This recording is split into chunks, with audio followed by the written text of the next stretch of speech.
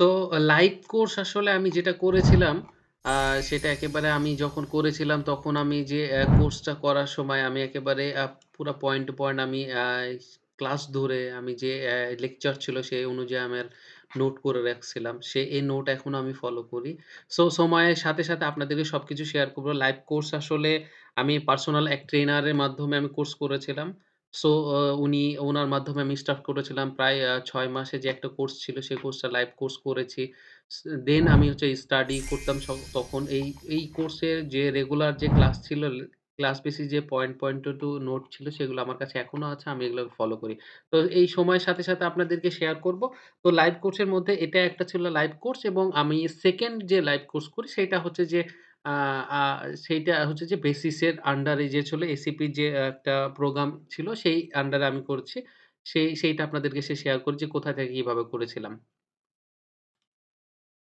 তো বেসিসের আসলে যে এসিপির যে আন্ডারে আপনার প্রোগ্রাম যে এই যে এমপ্লয়মেন্টের কি একটা প্রোগ্রাম রয়েছে। তো বেসিসের এই প্রোগ্রামের আন্ডারে আসলে আমি আ বা এদের যেখানে আমি প্ল্যাটফর্মে আমি রেজিস্ট্রেশন করে ফ্রি অফ কস্ট এ আরকি আমি এটা করেছিলাম। এটা গভর্নমেন্ট আরকি একটা প্রোগ্রামের আন্ডারে এটা ছিল। তো আমি করেছিলাম cloud service management using Amazon web service যেটা AWS এর ফাউন্ডেশন অ্যাসোসিয়েটেড প্রফেশনাল। তো এটা কোর্স ছিল আসলে ২ মাসের কোর্স ছিল। তো এটা পুরাটা আমি লাইভ কোর্স করেছি। সেটা বেসিসের বিএমইটি যে বিল্ডিং আছে সেখানে।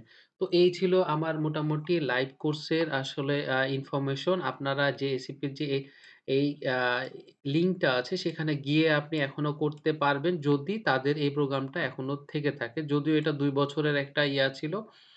আ বাই সাই প্রোগ্রামটা ছিল। এখন যদি নেক্সট ইয়ারে তারা এই প্রজেক্ট আবার রান করে তবে হয়তোবা আপনারা করতে পারবেন। যদি কোনো ইনফরমেশন দরকার হয় তবে আপনারা নির্দ্বিধায় আমাকে নক করবেন এবং কোনো ইনফরমেশন আমি দিতে পারলে আমি ধন্য মনে করব যে আপনাদের কোনো হেল্প করতে পারলে। সো এই ছিল আমার লাইভ কোর্সের হিস্টোরি। আমি মাত্র ২ টা লাইভ কোর্স করেছি এবং দেন পরে নেক্সট স্টেপ গুলো আপনাদের সাথে শেয়ার করব।